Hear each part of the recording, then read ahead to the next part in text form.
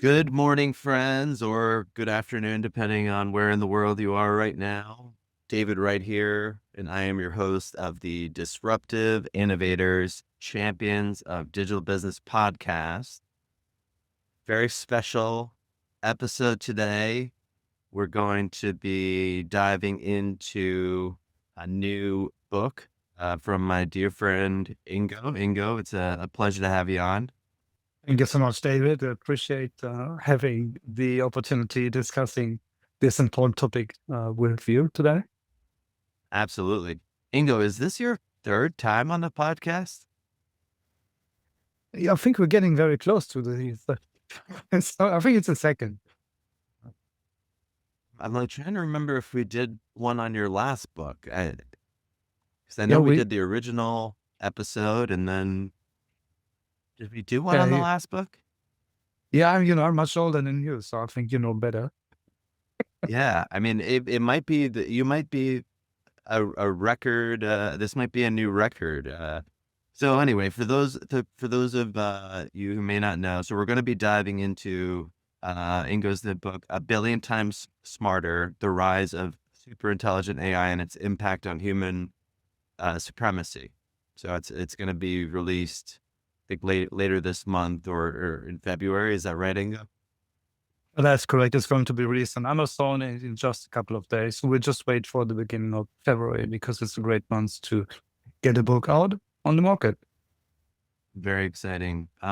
So for those of you who may not know Ingo, technology executive hailing from Sweden, decades of work as a CIO, companies like Ericsson, Adidas, um, most recently Green Cargo, award-winning CIO of the Year, IDC Enterprise Award. I mean, just and a humble, lovely human being, if I might add. And this isn't your first book either, Ingo, right? I mean, you had digital composable enterprises, and then most recently, empowering human anatomy, which, you know, in exploring assistive AI technologies and digital twins was like, I mean, just a brilliant read. So again, pleasure to have you on today. We're here to talk about A Billion Times Smarter, right? This book, I would say, is different than some of your other work because it isn't about corporate transformation. It's about civilization, really. To me, what I took away from it, it's a broader topic. It's asking the question most of us are, I would say, avoiding: what happens when intelligence itself is no longer ours to control, right? Um, so so the book argues we're focused on the wrong question, debating whether AI is conscious when we should be measuring its impact. So the first question I want to ask you, because I want to dive into a few, maybe even semi-controversial topics today. Do you think this reframing that I just mentioned changes how we should approach AI policy? And maybe even before you answer that, Ingo, you could just tell us a little bit about the root of the idea for the book, kind of how you came to decide to write it. Because I know we had talked about it last time I was in Sweden. It was kind of, I mean, I think actually you had wrote a draft at that point already, but maybe just talk to us a little bit about it. Yeah, I think that's a great idea, David. Look, I just show you the second book that I wrote once upon a time and released in May this year. So this book was to leverage AI and show how AI can be used from a true humanistic perspective. Solving fundamental problems where sovereignty or autonomy of individuals simply isn't there, and what what the idea was to use AI and put it into a different context, start with the human first and see how it could help to create autonomy around those who are in desperate need. And that was also a book that is supposed to help people that are the caregivers to those who are in need, but likewise to people with genetic diseases and, things that really makes life difficult for those concerned. So I found out that AI is so much more powerful in terms of solving humanistic problems that this book triggered my way of looking at AI very differently when I was doing my research and my writing. And that was actually, and then back to your question, maybe, that was actually triggering the idea in my head that there is something going on that I don't understand. The discussion about, where are we with AI? Is AI conscious? Does AI ever develop a consciousness, a kind of, capability that we humans have? And what's the difference between the human brain and an AI? And where do we actually position ourselves in this discussion?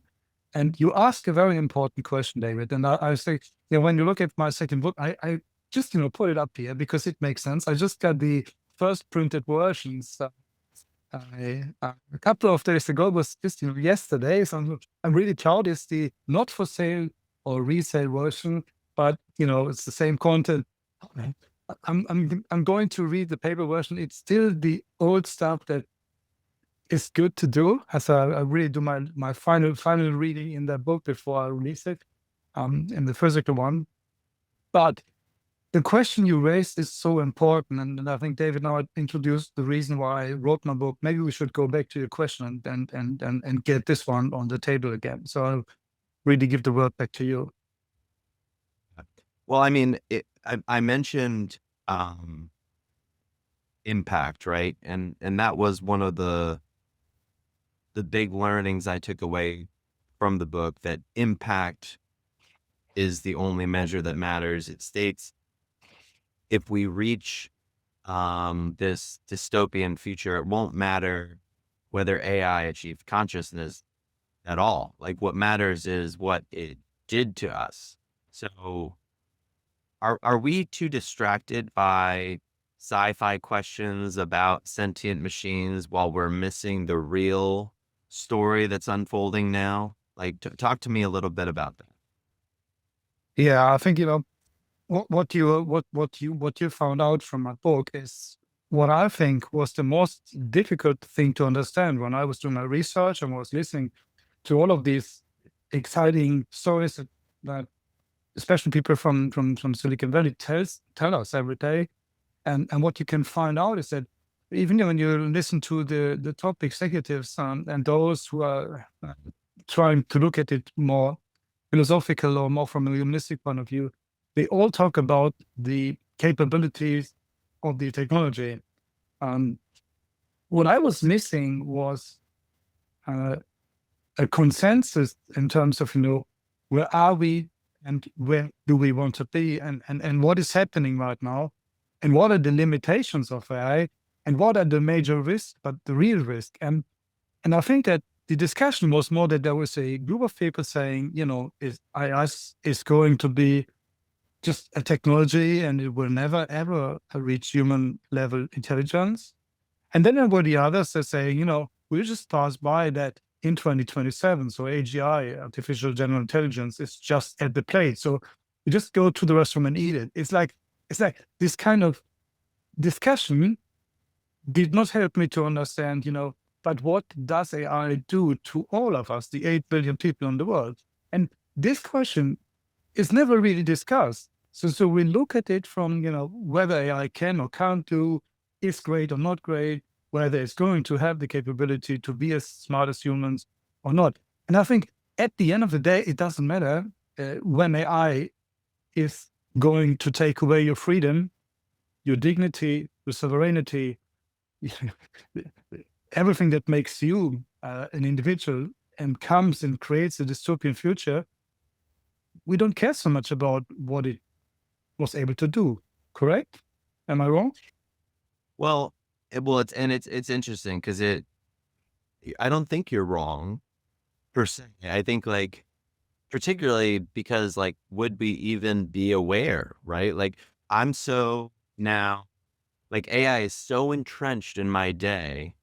But what it brings me to another concept in your book that I want to kind of build off that, right? Because you mentioned cognitive capacity through convenience, so that we won't lose freedom through force, but by kind of voluntarily surrendering agency to this automated ease. And it remind I actually was on with the CIO of Western University in Ontario, London, and we were talking about this concept yesterday of how schools will need to evolve, right? Because like AI, it's already there, right? And it's already and he took a similar stance that, how are we going to educate people more and kind of enhance governance and to almost democratize it more. But my question for you is in the vein of this cognitive capacity, captivity rather through convenience. What everyday examples are we already seeing of that in our daily life? I mean, I know a few of my own, but like, what examples might you say? Yeah, I think as from my perspective, AI is more or less free of charge, and you can pick and choose whatever kind of AI service you want to use to make videos, to create a nice image, or to write a text. So you can analyze things, you can create a PowerPoint presentation, or you can write code. So AI is actually with you everywhere, and it's very convenient because the more you use it, the more it becomes a part of your daily life. And when we go back in time, 3 years ago, when I was writing my, I think just starting writing my second book, there was very little AI. So 1.5 years ago, there was no one talking about agents. Now everyone talks about agents. Now AI is everywhere, and you can choose between many different exciting tools. The thing is that the convenience part of it, we are getting used to it. We accept it without understanding what we accept, because what we see is just the surface. What's happening behind the surface is not what we would like to have. But because of AI, it's just progressing, and we see another features. We see, we're looking just at the feature level without understanding its implications. So the convenience makes you share your data. For example, you use all of these tools, and you just think AI is great. You would not even be able to develop the ability to criticize AI and consider, what are the risks associated to it, because it's so convenient. And there are very, very exciting movies that have shown, how it is to be on such a journey of convenience, where you just, let the machine take all your decisions. And we're not there, but we are on such a trajectory. So that's what I could say.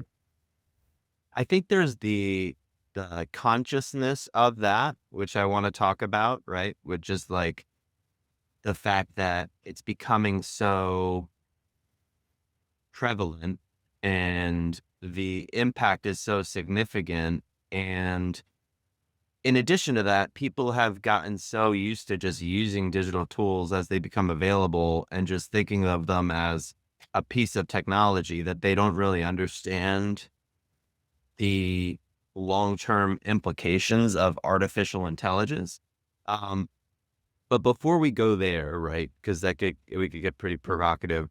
I I wanted to get your perspective on like, so for me, I like to think, right, if I'm using AI for research or I'm using AI for automating tasks or whatever the use case might be, that it's solving a problem that I don't need to solve with ease, such that I can use my brain power to do the next thing or think about something else more critically.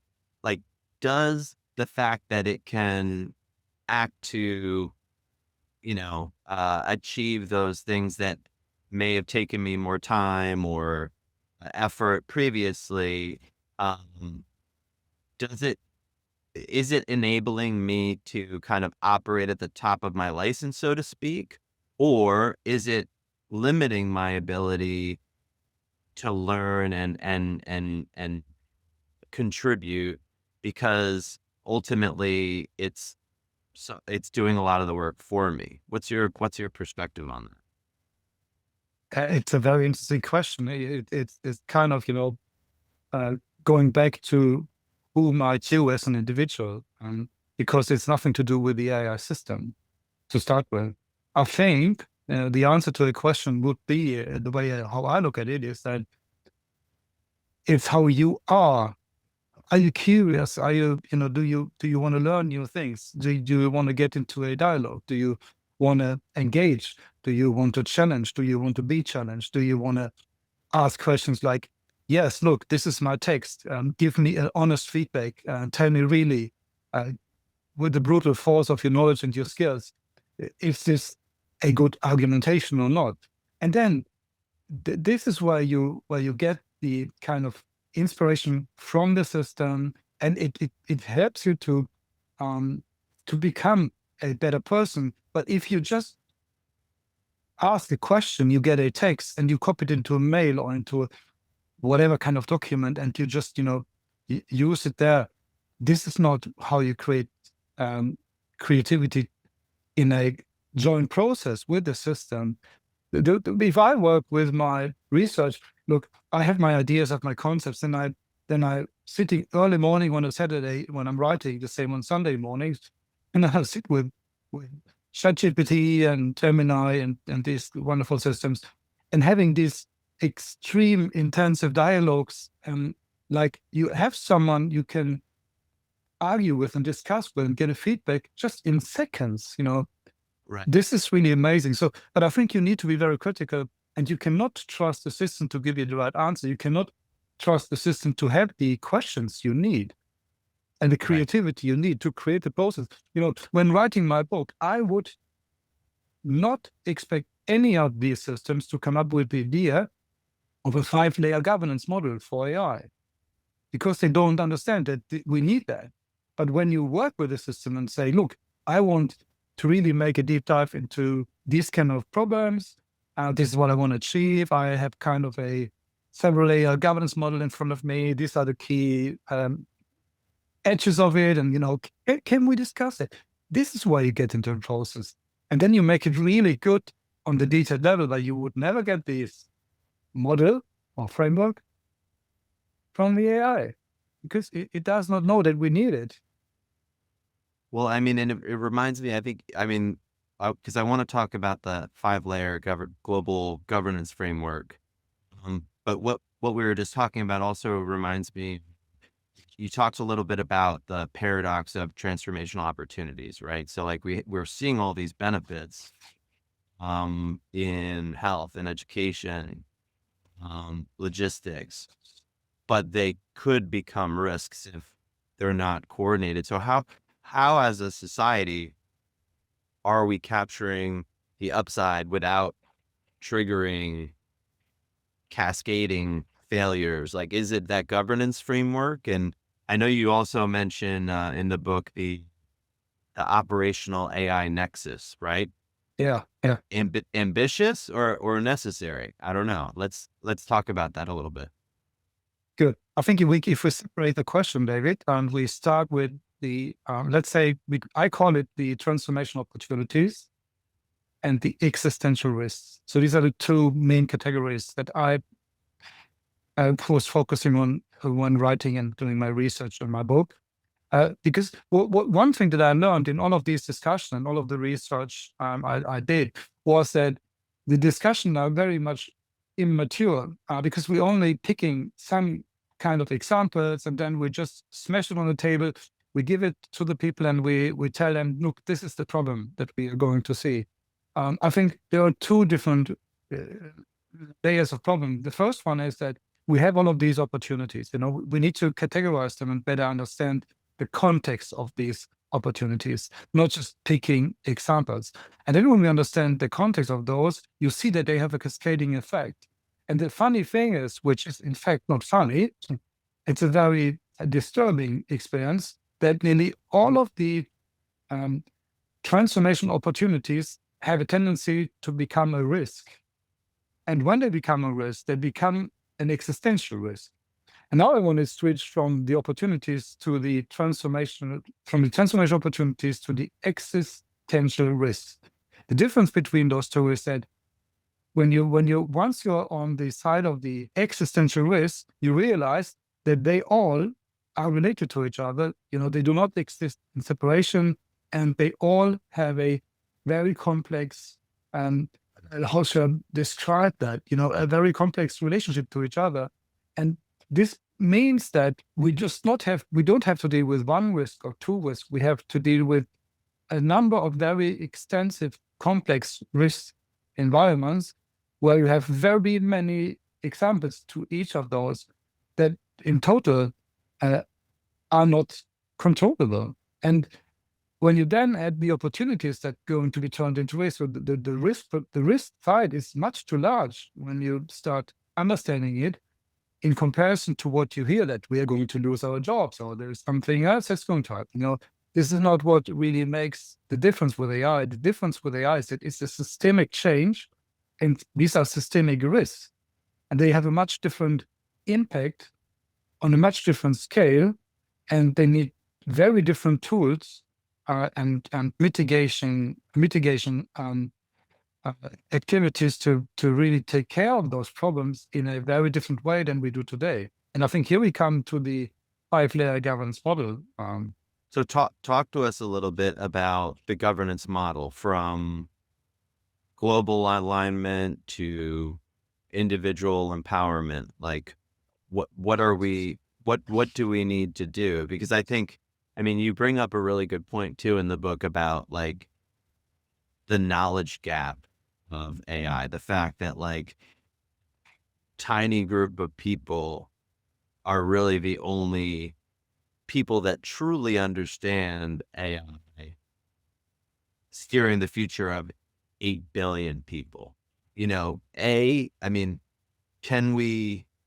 Can that gap ever realistically close? And like, if so, like, is the 5-layer global governance framework, like, is that a potential solution for this? I think the gap is also related to the convenience problem that we have. So because we don't want to know, like that's like Orwell. When you read George Orwell, Animal Farm, you just agree very easily to a certain level of convenience as long as you just can do your thing. But the problem that I can see is that we do not have an idea how we should address the alignment problem on a global scale down to the level of the individual to empower people by using AI. And I think the 5-layer model that I was actually coming up with in my book and describing also very detailed is actually defining 5 layers. Now, just briefly can go through those. The first layer is the alignment layer. This is setting the values, the principles, the standards, and the rules globally, so that is the level where we all have to agree how far we want to go. Then there comes the development layer, which is to innovate, design, develop, scale, and deploy. These are the models that we are all using. This is the development of the AI technology with the agentic stuff and semantic stuff, all of these things on the development level. And this is very much global. And there are different approaches to it in China with open source compared to what we see in the US. And Europe is not really on that task. So yes. And then we also have the 3rd layer, which is the implementation layer. This comes to the layer where we strategize, where we govern, where we apply, scale, adopt. This is where countries or regions or organizations setting their strategy with AI, and then really make sure they create value. The 4th level, this is the empowerment layer, and that is where we are as individuals. So the empowerment layer means that in that governance model, you need to consider the individual as equally important as the strategy for a country.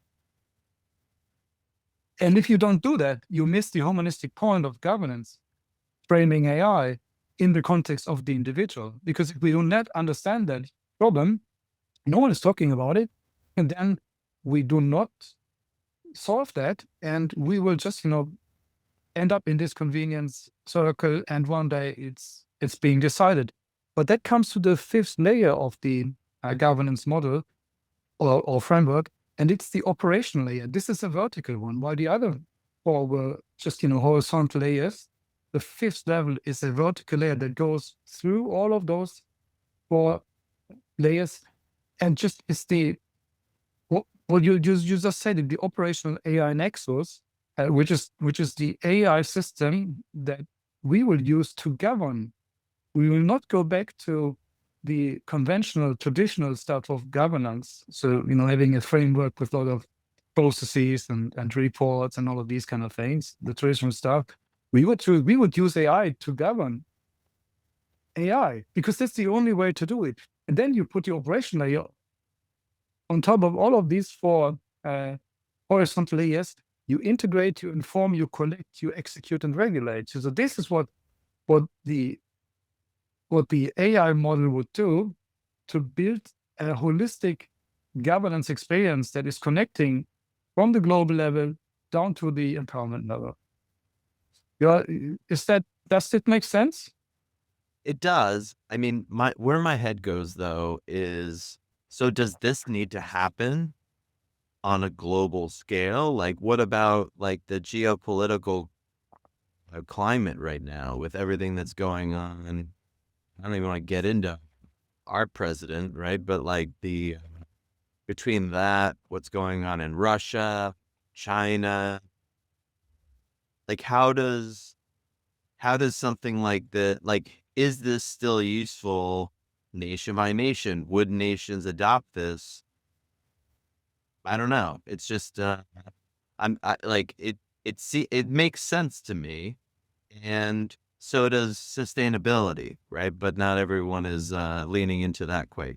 But like, so how does this end up happening? You know what I mean? Yeah. I think it's nearly a philosophical approach and question, and it's so important that we should not start with. But if you say, you're absolutely right, in this geopolitical complexity that we all getting surprised of every day, it's like we do not have the answers to those questions. And then when you look at humans in terms of the history, what have we done? We have never been aligned. We have been in war since we learned to speak. So we do not have this agreement on values and principles and standards on the global level, but somehow we need to start, and we need to bring those four different levels together to make sure that AI, once it is on you, on everyone, you find a way to protect yourself against the AIs out there. Because this governance model would create, and this is also another important thing, and part of my book that I'm writing about, is the AI twin. So everyone would have his AI twin, and the AI twin is always connected to the operational AI nexus. This is the operating system of the governance. The AI twin is the personal AI for you, which is going to protect you, your integrity, your privacy, your safety, whatever it is. And that makes it very important then to be connected to the model, because this is how these things will work. And then you can buy your AI twin from any global provider, but you would have the global standard it would connect to. And the AI twin would also have, yeah. Well, no, and so the personal AI advocates for you under your explicit authority, right? Yes, exactly. Yes. Now, is this It's is it a genuine solution, or is this just another layer of different dependency on AI? No, it's not a layer. I would say this is a very genuine solution that is with the individual. You can buy it from these big companies because they could make a lot of money with it. Imagine they could sell a digital, also an AI twin to everyone in the world. That's a big business. Yeah. And then you would look into the question of physical AI, which is also something that we're all going to see. And why do we invest so much? Why are we talking about a investment bubble concerning AI? Just think, because at the end of the day, there will be a lot of business with physical AI. So when we come to the question of bots and robots, and we would have humanoids working with us and being in our homes, really want to make sure that they are autonomous at scale, but never making autonomous decisions concerning myself or my kids, right? Or my house. I don't want them to burn down the house when it's cold. I want them. Right. I want them to be governed by my AI twin, as much as they will be governed by the AI twins of my children. So, so you would have AI with you to protect yourself against the digital AI, which is everywhere, and the upcoming physical AI, because we need to. That's the way how you can separate autonomy, the functional autonomy of a robotic unit, which needs to be autonomous to function. But on the other hand, you have your autonomy on your privacy, integrity, safety, whatever, and you give the order to the robot what it should do. Right. It's funny. It gets me thinking about like human supremacy in general on Earth, and not from a arrogant standpoint, but from the standpoint of like, okay, we're this global community, right? Or that's the way I like to think about it. Like, is this the thing that unites us such that we don't end up like ultimately being overrun by our digital and physical AI overlords, right? I mean, it's again, I mean, it's very sci-fi, but like I do not, without proper governance, as AGI becomes a thing, which I believe it will very soon, like sooner rather than later. Yeah, what are the guardrails for that? Like they just don't I mean, it's I think you're like what I asked you that question before about like with the geopolitical, you know, kind of climate, like how do you like enact something like this, if you will? I mean, it's just like, and it actually, you actually talk about right the closing window, right? Like the fact that like there's going to be a point where if we don't do something, it could be a runaway train, right? Like, I mean, AI could start building more AI, like physical AI could build, it's just like it could be this cascading effect. So, I mean, God, yeah, I'm glad that this dialogue is happening because I don't think it's happening enough, and or I see that a lot of folks that are hosting the dialogue don't know what they don't know. No. And I admittedly only know but a little.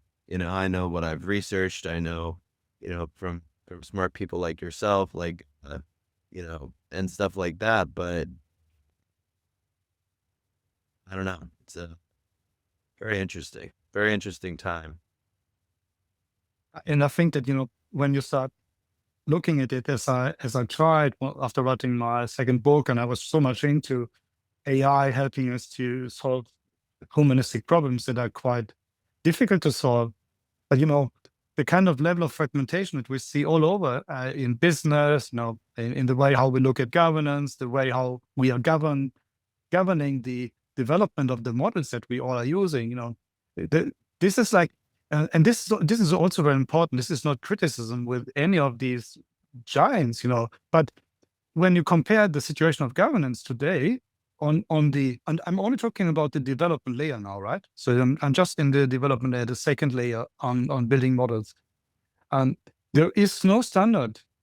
So there's no standard that comes through those companies. They all have their own standards and definitions. This is exactly the same situation as we've had in the financial bubble that exploded, was it 2008, it must have been. And, Yeah, look, 2009. Yeah.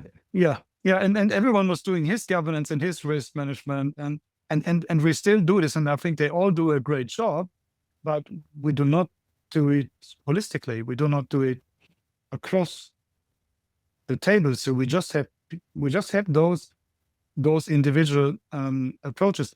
And then when you look at the European AI Act, this is also a very important thing.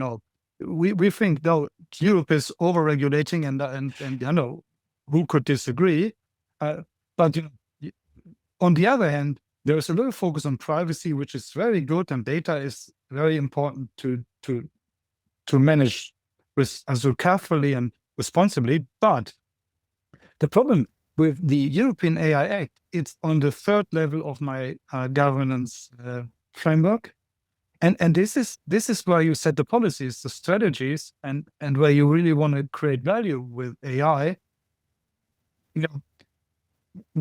What you see is that the third level is addressed in Europe. The second level is addressed by the companies who are building the AI in the US. China is having the open source idea and now giving it to everyone. So these kind of different approaches do not give us any control about AI, and there's very little on the third level of the governance part, which is the implementation layer. So we do not really implement things. So, and it's like the empowerment layer, the individuals there completely are overlooked. So if I would give 100 points that I would distribute over my governance model to those 5 layers, 20 points to each layer, and then I would look at what would be the maximum I would love to see. Of course, I would say 100, right? This is not realistic, but if I compare it with what I would give in terms of points to what we have today, I think we would summarize it up to eventually 10, 15 points they would get from me. You understand that the gap is significantly bigger than we may think, right? Yeah. This is a kind of measure, because this is how you can look at it differently. And I'm not a CFO, so I cannot put numbers behind this kind of thinking. But it describes the kind of gap we have. It's not just a knowledge gap. There's also a global gap of really having an understanding, what AI really does with us and is doing to us. So I'm sleeping good these days, but I think we have a lot of work in front of us. And I came to one conclusion. I'm not sure if I want to share this now, but the conclusion was that it doesn't matter how much we do, we will not stop to reach a dystopian nightmare. Whatever we're going to do from now will only help us to delay that experience. Oh gosh. So, this is not what you want to hear on a Thursday morning. And I know you're going to be father in a couple of days, but I think that the discussion sometimes need to be brought to the point where we all understand, it's the time has come to stop talking about, these things like, is it conscious or not? Yes, it will become conscious. No, it will not. It doesn't really matter.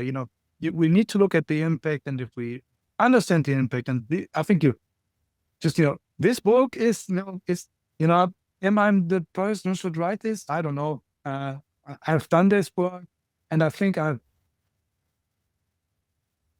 put some things together that had to initiate a different discourse and dialogue, and I think that's what my book should do. This is not the Bible that tells you how to build a church. This is a book that hopefully helps us to wake up and do something for our kids and our own future. Because the time, as you said, so the time to achieving AGI, general intelligence, is nothing that we talk about, in terms of 10, 15, 20 years. This is not so far away.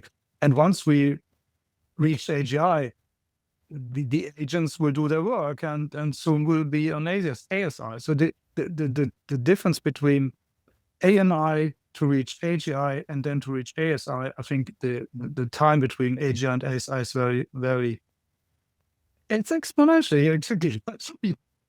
Going through the roof is, and then let's imagine all the agents, having all of that our complexity and the models being really optimized and but by then, and and their autonomy, self-replication, it is going to change things rapidly. But we should find some positive news nowadays. So, No, no. I mean, it's just it's very yeah, very very German of you to lay it on us like this. I'm teasing. I mean, I mean, this has been great. I mean, I think it's one of those things where it's like I can stick my head in the sand and just pretend this isn't happening, or like you said earlier, I can be involved in this discourse. So the question, I mean, I got to wrap up here. Like to our listeners would be, is this book, and I encourage you all to engage with Ingo, the wake up call that we need, or is it overstating the urgency? That's one of the questions that I would leave you all with. And if it's right, the question I would have for you, Ingo, to close things out is, what is the one thing that listeners should do differently starting tomorrow? What would you recommend that we can, because I think one of the things that leads to inaction in my experience is that people think things are so insurmountable, or so much bigger than them. Like, what is something that people can start doing differently? yeah, I think because of you have AI at the length of your arm, so engage with the system, finding out, where's your perspective on this. So you don't necessarily need to have my perspective on it, but where's your perspective on it? Because there's so much stuff out there. Make up your mind, learn about, the current level of AI, and try to ask the question, what is the impact of what we see, rather than, what is the technology status on that particular question, because that is not so important, as we said. So look at it from the impact, and make sure that we close the knowledge gap, and then we build up a kind of understanding jointly that helps us to make better informed decisions, and to bring policymakers and to bring those who are in charge back to the table. Because I think that sometimes I would rather like to hear, this is what I hear from some of those executives, without saying this to me, but but saying something in terms, we would love to do something, but we don't really know what it is. So, and I think if we do not have this dialogue very intensively now, it's going to be nice to have later on, but kind of, Ciao. yeah, Yeah. No, I here don't. we go. I would tend to agree with you. I'm glad we're having the conversation, Ingo. I'm so excited for you for this book, and I can't wait to promote it to the masses. Really appreciate you being on today. I will be back out in Sweden, definitely in, I think, May, for the Data and Innovation Summit. I'm going to host a panel then, so I'll definitely see you then, if not sooner. But um, thank you so much for taking the time today. Amazing. Thank you so much, David. And you're welcome to have a coffee with me in the archipelago of Sweden and Stockholm. Yeah. So I'm really looking forward to this. And thank you for hosting me today at your amazing podcast. And to everyone out there who is interested in reading more, so you'll find my book on Amazon. Type in my name, Ingo, Ingo Paas, like platform as a service, and you're gonna find me and my books there. So thank you so much, David. It was a great pleasure. I do the same. And um, thank you.